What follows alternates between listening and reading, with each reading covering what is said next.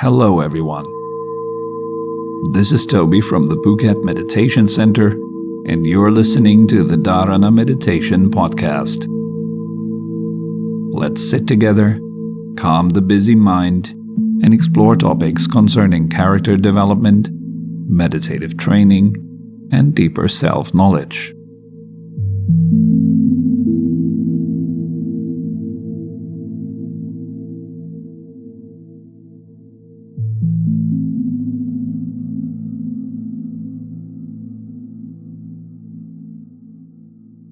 Let's start by sitting upright, suspend the head from above. Let your body be relaxed at ease.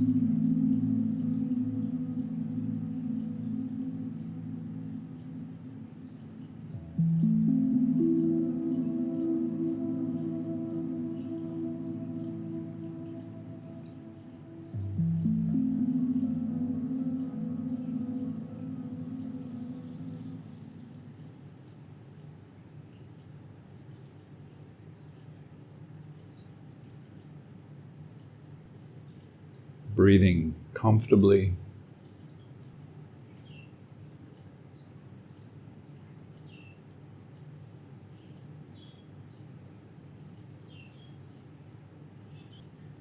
In a way that feels nice.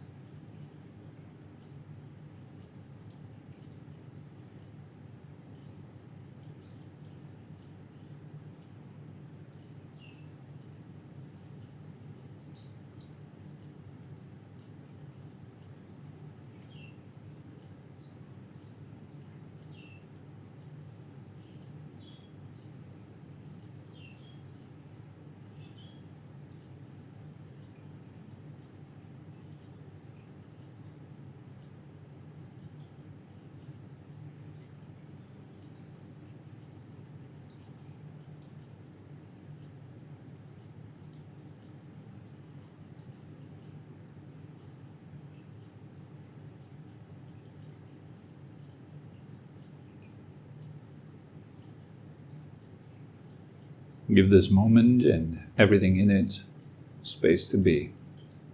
Just allowing it to be as it is. There's nothing to change. Nothing to manage.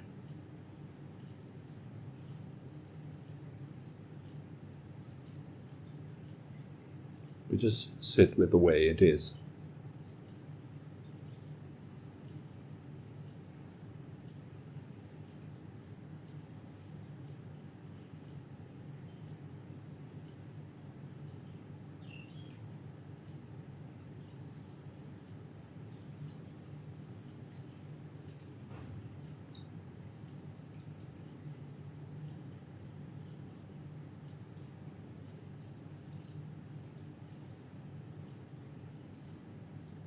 As you're sitting still, breathing comfortably, giving space, everything will begin to calm down naturally by itself.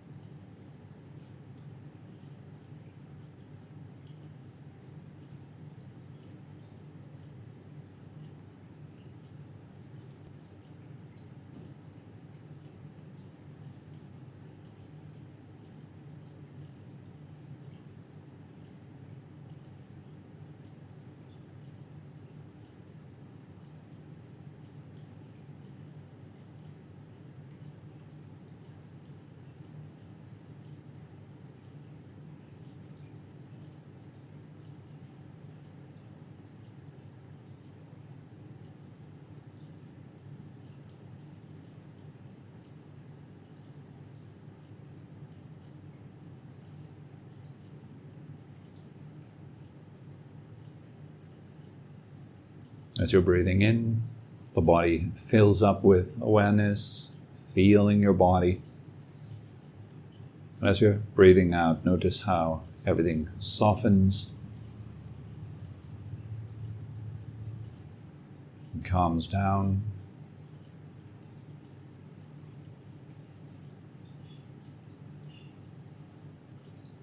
Breathing in, feeling, breathing out, softening.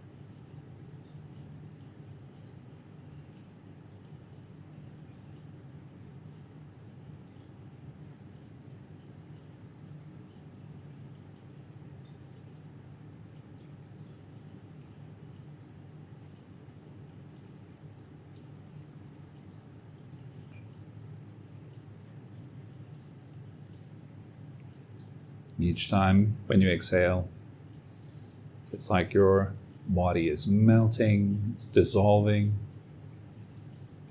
tension evaporating, like the feeling of relief.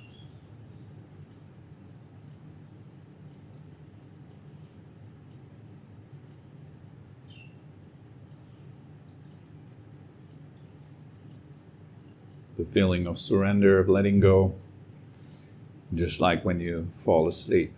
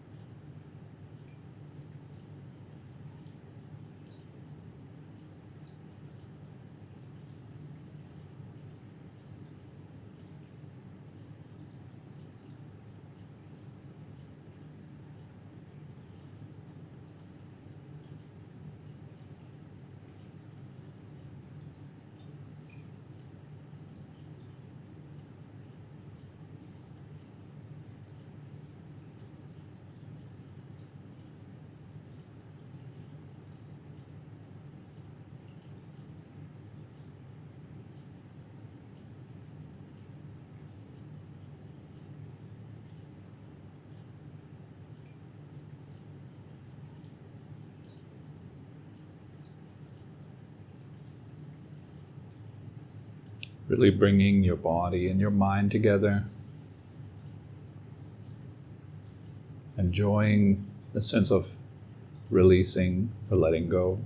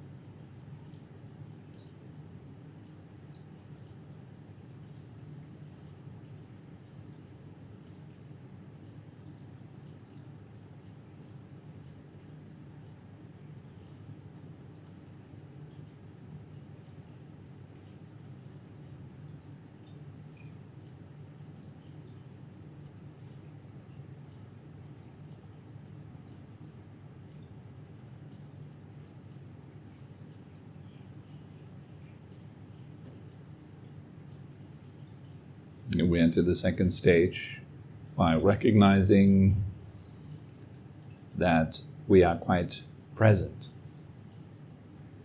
The mind and the body are together.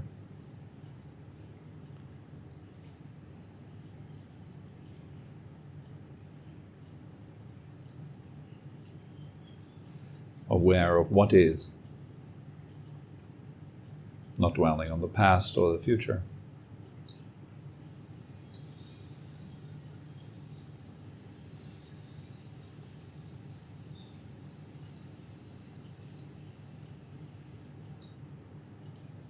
And we rest in this sense of presence.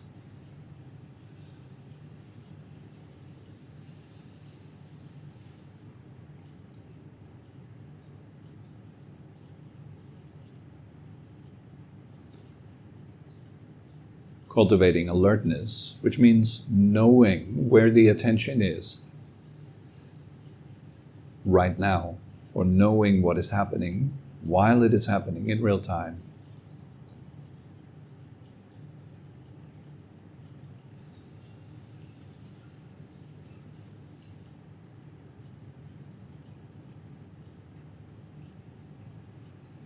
Knowing when your attention moves to a sound.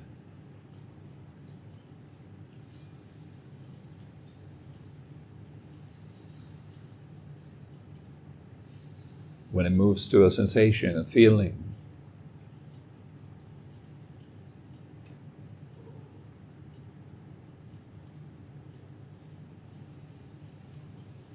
Or when it moves to a thought.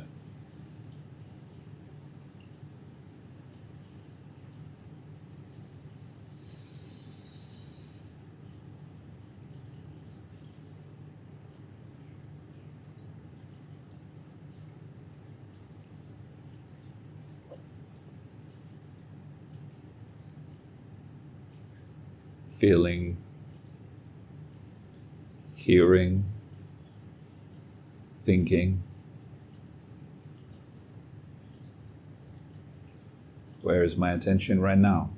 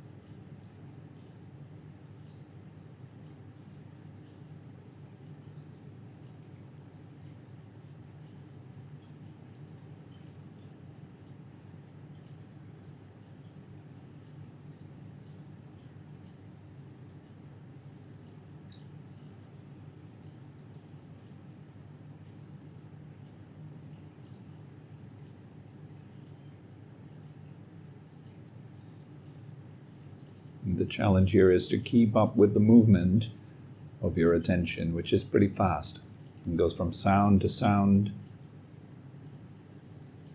from sound to sensation, from sensations to thoughts,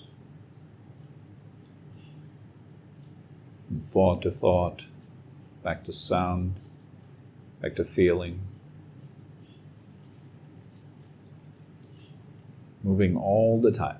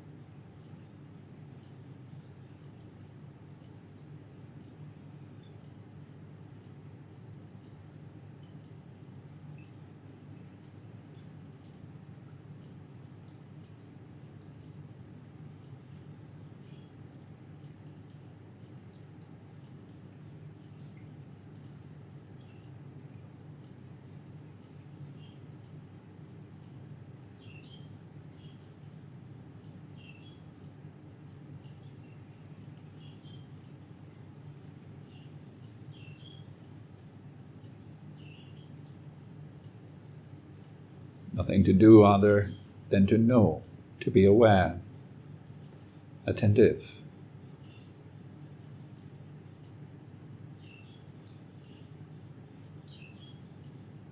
There's nothing to manage. You don't need to get rid of some of the feelings and pursue others.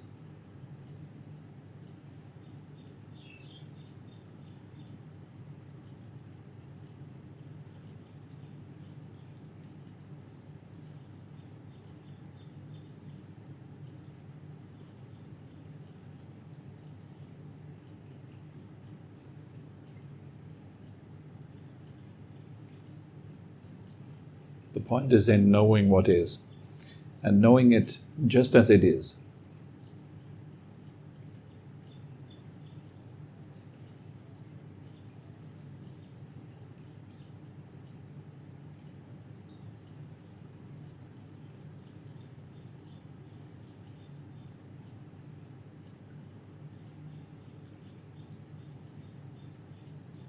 Knowing a sensation as a sensation, a sound as a sound, a thought as a thought.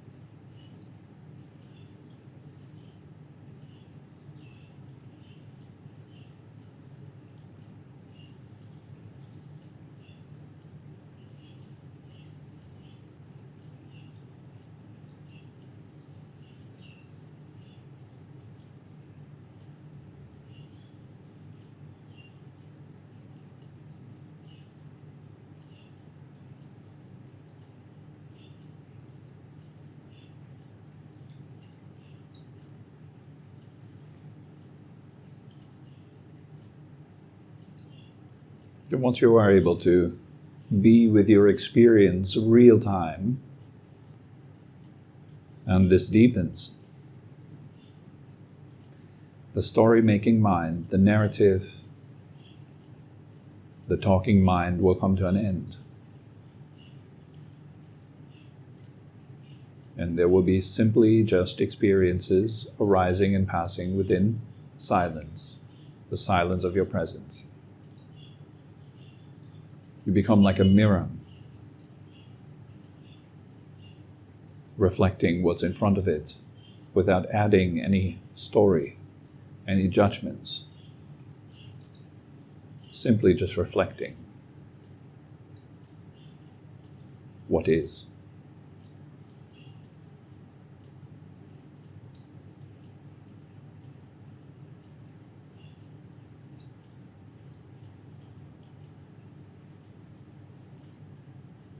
You might already be able to notice some moments are without any thought, just silent presence. Explore what they are like.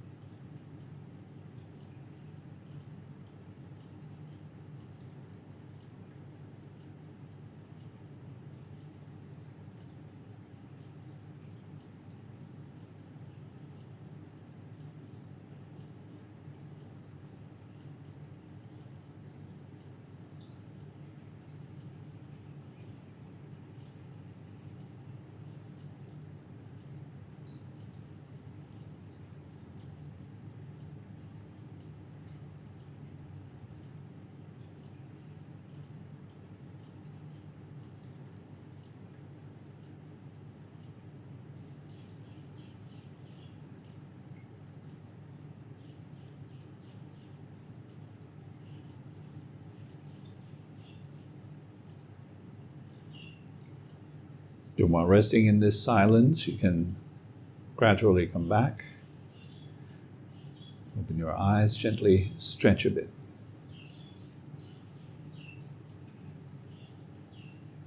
And see if you can maintain that sense of inner silence, of reflection.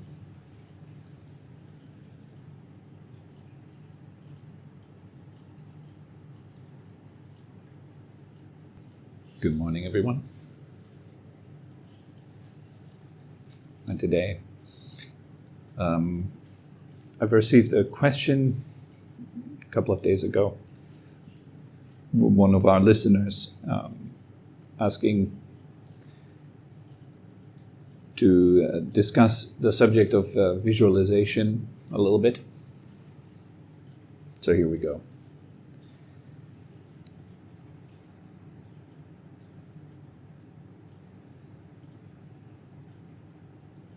I think it was about visualization and manifestation. And simple question, just can you please talk a little bit more about visualization and manifestation?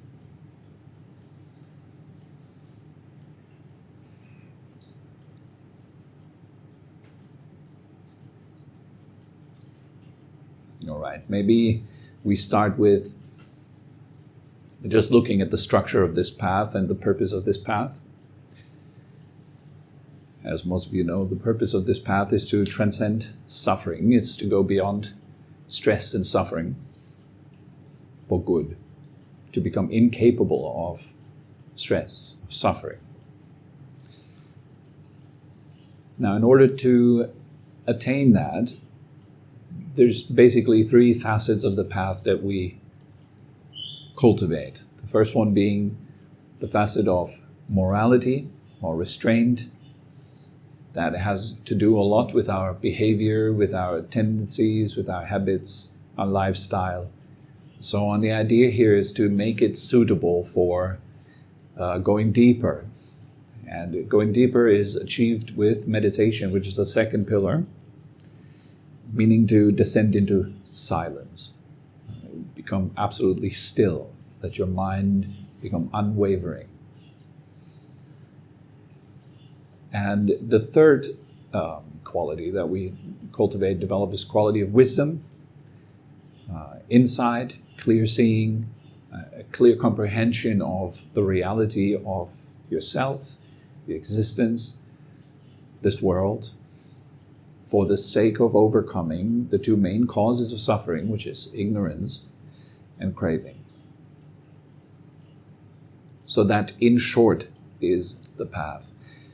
Now we can also break it down into two facets. It's also another way of looking at it. One facet then being the facet of management and coping. The other facet being the facet of transcending. So we can manage suffering, and we can cope. That is a possibility. So if you have problems in your life and you are skillful in the area of managing and coping, then you will experience less trouble than someone who doesn't have that skill. So for example, you can avoid lying and stealing and killing and so on, and then you will not reap the results of those actions. Therefore, your life is, by comparison, more peaceful and more suitable to go deeper than that of a killer and murderer, liar and so on, that will have to constantly live in a state of fear, guilt, remorse, shame, self-hatred, and so on. It doesn't matter how happy the murderer would look in his daily life. Maybe he's even making a lot of money, has a lot of possibilities to entertain himself. The proof would be in the pudding. The moment these people would begin to sit still, they would experience the hell that lives inside of them.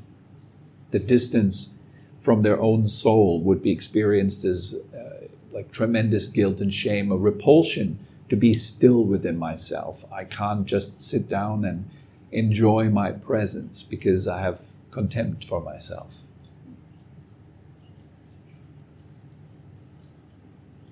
So it doesn't mean anything if people look happy on the outside. The real test whether someone is actually happy or not is when you are restrained, when you can't move, when you're isolated, when you're thrown back onto yourself. If you're still happy then you're pretty happy. And every beginner in meditation knows that. If you sit down and the instruction is to remain still in your body, to not move, it's very difficult. We're not comfortable in our own skin. There's pain here, pain there. There's agitation, restlessness, worry, anger, impatience, and so on, making it really difficult to spend 15 minutes, 30 minutes just by myself. I rather prefer to distract myself with all kinds of things than to just sit still somewhere and endure myself. Yes. So that can show very clearly that it goes deeper than just, being able to cope with suffering and to manage your suffering. There should be a deeper aspect to that. And somebody that's able to manage and cope pretty well, they will experience less problems. That is clear.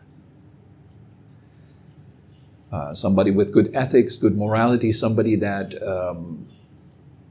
is a competent human individual that pays back to society, that looks after their community, their family and friends, somebody that lives a good life. There's not much reason for shame and guilt, and hence they are able to sit with themselves much more easily. Somebody that has a lot of kindness in their heart, a lot of compassion, somebody that doesn't go against their higher sense of morality, their, conscience, yes, somebody that doesn't transgress against their own conscience. They have more peace to start with. It's more easy for them to sit and to be happy with themselves than somebody that is kind of teared up inside, that has many conflicting, different emotions and driving forces within themselves. Visualization and manifestation, they could be counted into the area of coping and managing. They cannot be counted into the area of transcending suffering or attaining absolute stillness of the mind. That is impossible attaining with visualization. But there's many different types of visualization. So let's explore them. I would perhaps divide visualization into two types then. Let's say there is static visualization and dynamic visualization. Dynamic visualization meaning that you're going through a certain process in your mind. You're visualizing certain events playing out. You might visualize yourself within those events, taking part in those events. Maybe visualizing yourself being incredibly wealthy and so on, right? That what people who practice these kind of manifestation techniques, they usually do, they would visualize themselves healthy, wealthy, successful, well-liked, and so on and so forth. So they're basically taking the result of the practice into the present moment, pretending that they have already attained the result of their practice. So rather than putting themselves into a mental state where wealth or health and so on is far away from them, they conceptualize themselves in the present moment with having already attained those qualities and things, thereby triggering a sense of satisfaction, a sense of contentment. Even though it is just imagined, you would experience contentment. Imagine you just won the lottery. Imagine you'll never, ever again in your life be sick anymore, and you have attained that already. What that does, it puts you into a state of mind where you are not longing anymore for those things. You're not conceptualizing yourself as somebody lacking those things, trying to get those things, thereby creating a cause for the attainment of such things. So by feeling healthy, by feeling wealthy and so on, it makes it more likely that you then act as that person who is wealthy, act as that person that is healthy and so on, and experience those states.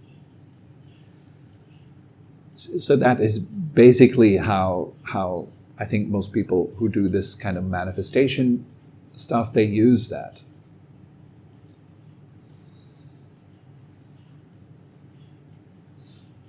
Static visualization, on the other hand, would be you visualizing something that doesn't move, that is not dynamic. Like, for example, a disk of light. And then training your mind to stabilize that disk of light. Okay, that is a possibility, for example, to cultivate deeper types of meditation. You can use your breath as an object and stabilize your mind with that, or you can use a visualized object. It's quite common in Tibetan Buddhism, for example, to visualize the form of the Buddha and use that as a basis for the mind to become quiet. It is quite challenging to visualize the Buddha. In the beginning, it's usually quite dynamic because you have to go up and down. You have to visualize the throne, the legs, the hands, the arms, the chest, the head, the face, the aura. And then you go back again from the beginning to build it up, because the mind is not capable of holding all that level of complexity at once. You might just see kind of a blurred vision of the Buddha, or feel the Buddha's presence. Even more powerful, just an empty visualization. You can feel the presence of the Buddha and actually attain a type of blessing practicing like this. So that is quite possible. That then would be counted as dynamic meditation with the aim of making it static. Visualization, sorry. For entering meditation, for the purpose of entering meditation, the less complex, the better. The less dynamic, the better. And some people would, for example, recite mantras. A mantra is a dynamic thing. You have to repeat a sentence in your mind. Some mantras are very long, some very short, like Om. It's very short. Or Butto, that is used in Thailand a lot. You breathe in But, you breathe out To. That can serve as a basis, but there's still a lot of dynamic inside there. There's a change in there. And that change reflects as a vibrating mind. As you focus on something that is changing, the mind that is focusing upon it also changes with it. So your mind is moving. The idea in meditation is to go beyond movement, to attain stillness of the mind. And attaining stillness is best done by having a very simple object, such as the breath, or perhaps a simple visualization of a disk of light, something like that. The less complex, the better. Now, also, we could split up visualization into other categories. For example, we can say visualization for the sake of attaining worldly aims, visualization for the sake of attaining spiritual aims. Different types of visualization again, defined by their goal. Maybe you do visualization because you would like to get into a mindset and train a mindset that is more helpful for the path. So you visualize yourself as a kind being, as a compassionate being, for example. You can visualize yourself as, rather than constantly conceptualizing yourself as, I'm not yet kind enough, I'm not yet compassionate enough. You visualize yourself as radiating kindness and compassion. And thereby familiarizing yourself gradually more and more deeply with those states, refining them, making them better, and so on, through the visualization here acting as a basis, as a helper, as a helping tool. And worldly aims, well, then it would be, of course, the visualization to attract your perfect partner, the visualization to attract wealth, the visualization to attract power, and money and all these things, those are worldly aims. They are designed, basically, they are expressions of fear, essentially. The fear of poverty, the fear of being alone, abandoned, unliked, unloved, and so on. So how can we understand whether something is actually worldly or something is spiritual? You could, for example, use the model of the 8 worldly dharmas, the 8 worldly winds, also sometimes called. So this would be the pursuit of pleasure and the avoiding of pain. Do you visualize to pursue pleasure and avoid pain? Okay, it's a worldly visualization. Praise and blame. Do you visualize so you can attract praise and avoid blame? Okay, then it would count as a worldly endeavor, being a worldly visualization. The other one would be fame and disrepute. Are you visualizing so that you become famous? Like, wow, Tobi is now known as a manifesting guru or something like that. So I train myself in manifesting and visualizing and so on, so that I can become somebody that is well liked by others. On the other side, I'm trying to avoid being blamed and criticized and so on. What's the last one? There's another one, another pair. Any one of you knows them? Chi, do you know the last one, the last pair?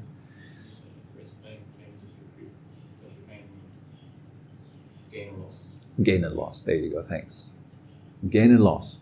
All right, so we have gain and loss. If you're visualizing for the sake of gain and you're trying to avoid loss, obviously, it's a worldly endeavor. Now, what would be a non-worldly endeavor? Well, it would have to be unstained by those eight worldly dharmas. It would have to exist outside of them. Meaning, if you're visualizing, you have no interest in gain and loss, you have no interest in praise and blame, in pleasure and pain, all that doesn't matter to you. If your interest is in truth, and you're merely cultivating a skillful mindset to be able to penetrate deeper into an understanding of truth, then it would perhaps count as a spiritual practice on the first level of restraint and ethics and morality and so on. You're basically training yourself in developing a skillful mindset. It's not about attracting wealth and external things. It's about attracting internal qualities for the sake of liberation. Yes?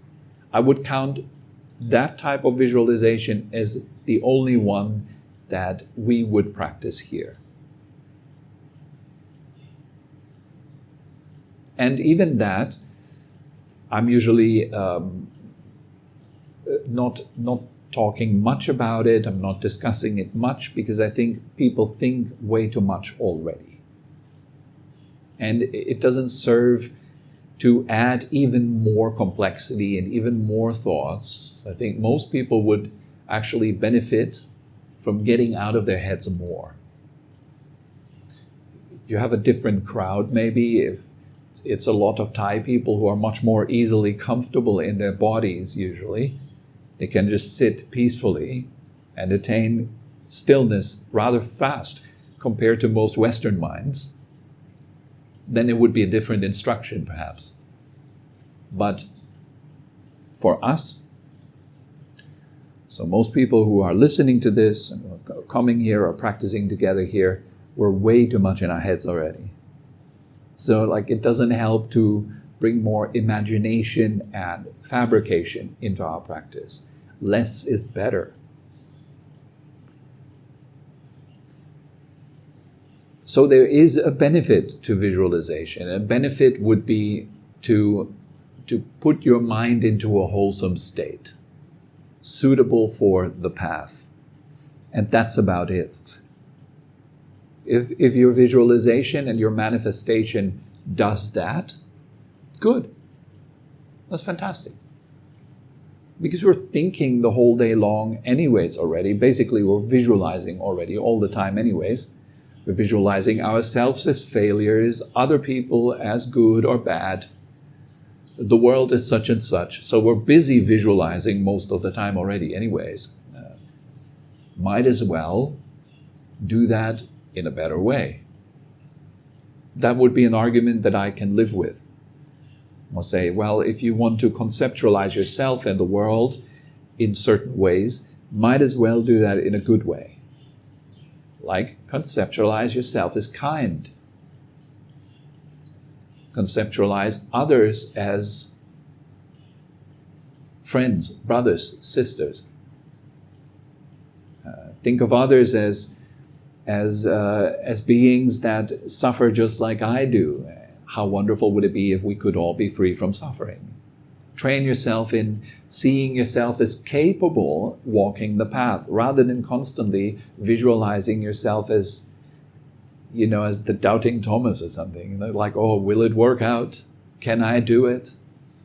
Conceptualizing yourself as a possible failure. So maybe it's better to conceptualize yourself as somebody that, yes, you can do it. And yes, it's good for you. And yes, you are enjoying it. And then there is a type of visualization which is not strictly visualization, because we're not using the sense of vision. We're not imagining scenarios, visual scenarios. But it's more like tactualization. Yes, in meditation, you can develop a skill of making yourself incredibly comfortable by using memories of certain states that you have experienced, comfortable states. And simply by recalling those memories of those states, you open up a little gateway to tune into that state again, thereby allowing yourself to relax more deeply. For example, if I tell you that, do you know these dry sponges that existed in the 90s, 80s, that had these they looked like corals? Yes? And they get really, pardon? It's called loofah? I don't think it's loofahs. No, it's not loofah. To dry the dead skin, isn't it? Yeah. No, it's these coral-like, round-shaped, blob-like sponges. And when you're not putting them into water, they became very brittle and very hard. And I remember as a little boy when I went into the bathtub, and my grandmother would come in and then give me that sponge. Then I would take that sponge, it was super hard, and then I would put it under the water, and as it dipped into the warm water, it would expand and become very soft. So I felt around the edges where it just became soft. So up on top of the water was still hard, but under the water it just softened like this. Now that image comes with a feeling, a sense that I can bring into my body. It's like a visualization, but what you do is you're accessing a very particular type of feeling. So that's why, for example, if you're doing some physical work like yoga or Tai Chi and so on, your teacher would every now and then give you instructions where he illustrates how you're supposed to feel, like suspending the head from above, hanging by the crown. It doesn't mean that you need to visualize that you're hanging from the crown. It doesn't mean that you visualize that, I don't know, whatever people visualize, like breathing into your leg. You don't need to visualize breathing into your leg, but you're tapping into the feeling of that. So you're not going into a colorful dream-like visualization, more like a tactualization, using your feeling to model, to mold it, to shape your feeling. That can be very helpful, especially in the beginning of your practice, to get into a comfortable state and to relax even while under the pressure of sitting still, which is difficult. In the beginning, we need to train to sit still. And to get through that, you can use a coping mechanism. You can shift around your feelings. You don't have to. You can. So you can become comfortable within your posture just by having a skillful mind that is able to guide your way through the body and so on. So here in this system that we're we're not using visualization for anything other than enhancing your skill on the spiritual path for the sake of liberation, for the sake of transcendence, the deeper understanding of truth. And obviously visualization has nothing to do with truth, it's fabrication. That doesn't mean it's bad. A lot of people think, because I'm talking like this about visualization, therefore it is bad. I'm not saying that. I'm just saying it is a tool that can be used at certain stages of your practice, sometimes, in the right way. Yes? It's not that all visualization is bad. It's a tool. It is not meditation. Visualization is not meditation. And I want you to remember that. It's not meditation. They have nothing to do with one another. At best, your visualization might become a distant cause of your attainment of meditation. Okay, but they are not the same at all. Like if you're sitting there for 10 minutes visualizing that you're, I don't know, in paradise and everyone loves you and you're super wealthy and so on, that's nothing to do with meditation. Meditation is opposing that as its complete stillness. There is no movement. There's not even intention in meditation proper. You're not having any kind of will. It's complete stillness. And it exists beyond the realm of our senses. That there is no sense experience either. There's no sound, no sight, no smell, no taste, no thought, no feeling. None of that.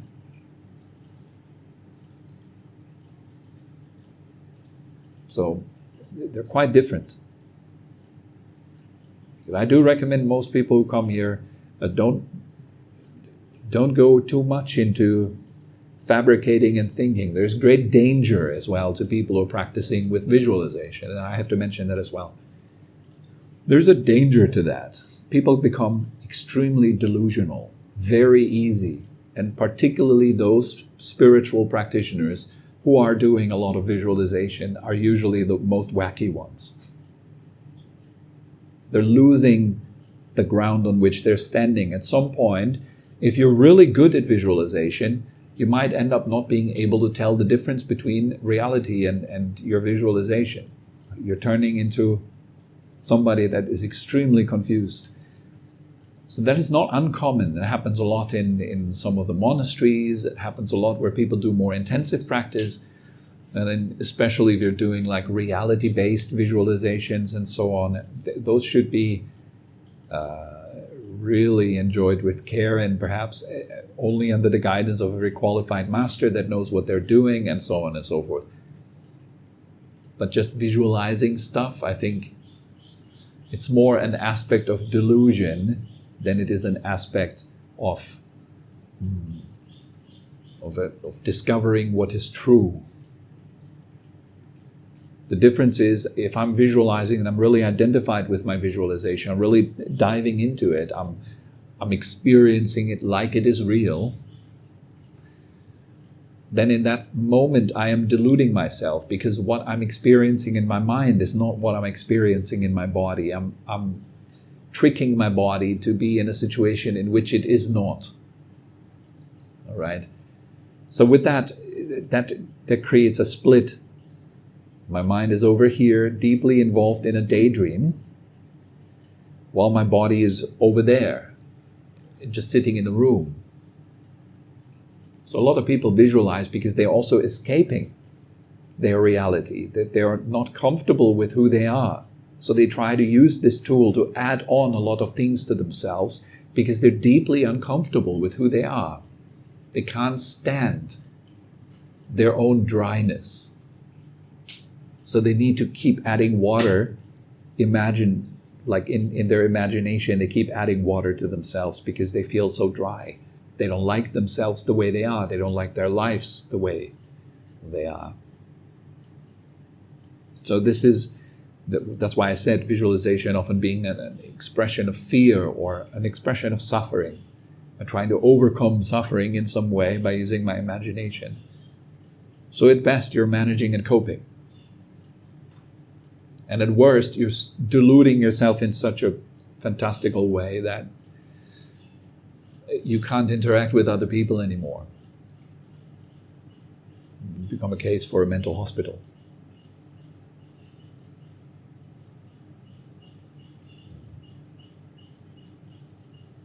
So less is better for most of us, I think. Less is better. Don't visualize too much. Even if you're doing prayers. For example, personally, when I do prayers, I prefer to experience the presence of the Buddha rather than getting too much lost in the details of the image of the Buddha. You want to tap into a presence, into a living presence, not into an imagination. So the point really is presence, to get in touch with the presence. The visualization is just a helping tool to make it more real for you, so you feel the presence more. That would be in Tibetan Buddhism. They do a lot of prayers, a lot of visualizations. And then later in higher stages, tantric meditation and so on, it's very complex, very, very profound kind of different types of visualizations that they do. About that, I can't give any commentary really. I'm not qualified. Just standard for us normies on the spiritual path. Best not to do too much. Just keep it real. Be with what is true. Still the mind. Be a good person. Simple. Okay? So that's all that comes to mind. So today about this topic. We hope you enjoyed this episode and had a meaningful time. For more information and upcoming events, head over to our website at phuket-meditation.com. Thank you very much for listening and have a wonderful day.